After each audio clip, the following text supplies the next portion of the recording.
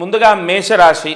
ఈ ద్వాదశ రాశుల ఫలితం ఎలా ఉంటుంది, ఈ ద్వాదశ రాశుల వాళ్ళు ఏ పరిహారం చేస్తే విశేష యోగాలని పొందుతారు అన్న విషయాలన్నీ కూడా ఈ రోజున ఈ రాశి ఫలితంలో తెలుసుకుందాం. ప్రత్యేకంగా ఈ 5వ నెల రాశి ఫలితము వివరణ చేయటం ఎందుకు అంటే గురువు మారుతున్నాడు, రాహుకేతువులు మారుతున్నారు.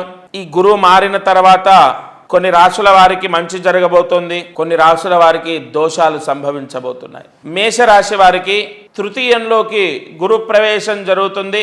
అలాగే దశమంలోకి రాహు రావటం, పంచమంలోకి మేషరాశి వారికి పంచమంలోకి కేతు రావటం. ఈ 5వ నెల నుంచి కుటుంబపరమైన చికాకులు, ముఖ్యంగా పిల్లలతో సమస్యలు, ఇంట్లో ఏదో ఒక గొడవ, మనస్పర్ధలు, మనశ్శాంతి లేకపోవడం, మేషరాశి వారు అనుకున్న పనులు అవ్వకపోవడం, వృత్తిపరంగా 100 అనుకుంటే 10 మాత్రమే జరగడం, ఇలా మేషరాశి వారికి కొన్ని చికాకులు ఈ 5వ నెల నుంచి స్టార్ట్ అవ్వబోతున్నాయి. 5, 6, 7, 8, 9, 10 అక్టోబర్ వరకు కూడా చికాకులు అనేవి మేషరాశి వారికి ఉంటాయి. ఆస్తి గొడవలు కానీ, లేదంటే అన్నదమ్ములు లేదా అక్క చెల్లెలతో మనస్పర్ధలు కానీ, పిల్లలతో ముఖ్యంగా అపకీర్తి లేదా పిల్లలతో చికాకులు, పిల్లలతో సమస్యలు, పిల్లలు ఏదో అనారోగ్య సమస్యల పాలవటం, తద్వారా టెన్షన్స్, లేదు పిల్లలు వాహనపరమైన ఇబ్బందులు తెచ్చిపెట్టడం, అపకీర్తి తెచ్చిపెట్టడం, వాళ్ళు కింద పడడం, వాళ్ళకు దెబ్బలు తాకడం, పిల్లలకు అనేక సమస్యలు రావటం,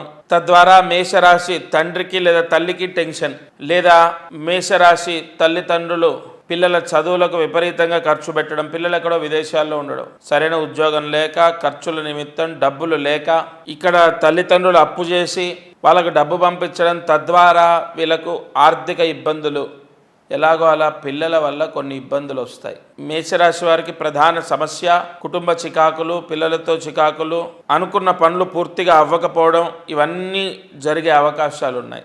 ఈ మేషరాశి వారు కొన్ని అష్టదిగ్బంధన పూజలు ఉంటాయి. అవి మీ గోత్రం, మీ పేరు తీసుకొని ప్రత్యేకంగా చేయడం జరుగుతుంది. అది ఖచ్చితంగా చేయించుకోండి. 5, 6, 7, 8, 9, 10వ నెల వరకు కూడా మీకు ఈ సమస్యలు ఉన్నాయి. మీరు అష్టదిగ్బంధన పూజలు, ఈ ప్రాయశ్చిత్తాలు చేసుకుంటే మంచిది. మేషరాశి వారు ఈ పరిహారం చేసుకోవడం చాలా విశేషం. ప్రత్యేక దేవాలయానికి వెళ్ళడం, కొన్ని దేవాలయాలను నిద్ర చేయటం, ఇటువంటి పరిహారాలు కూడా ఉంటాయి.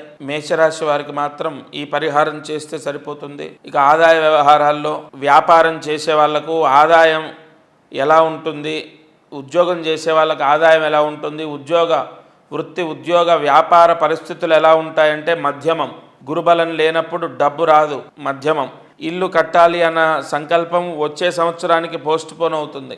ఓవరాల్గా అస్సలు బాలేదని ఏం కాదు, కానీ కొన్ని దైవికమైన ప్రాయశ్చిత్తాలు కాపాడుతాయి. సంపూర్ణ మూలమంత్ర పూజలు నియమ నిష్టలతో చేయించుకుంటే మాత్రం మీరు ఒడ్డున పడతారు, ఇబ్బందులు ఉండవు.